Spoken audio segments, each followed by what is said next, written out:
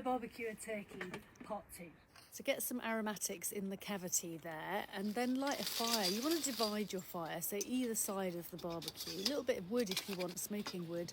And get a tray in between the two fires. So stock, veg, giblets, cider for me.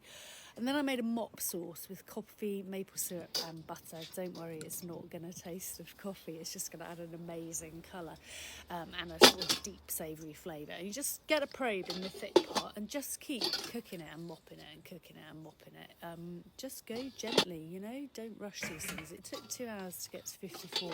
Add a little bit more charcoal if you need to.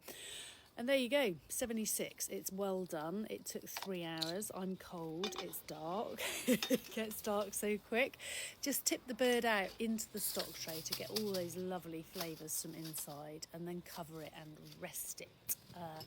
Whip out that stock tray carefully now because it's very, very hot and still quite full. Looks good, huh? And then I like to thicken it. I do that over the barbecue, just with a little bit of corn flour and water. And that's how I cook a turkey on my kettle barbecue. It's a shame it's so dark, but it smells amazing and it's cooked temperature. So get that gravy inside and strain it. And yeah, any questions, hit me up.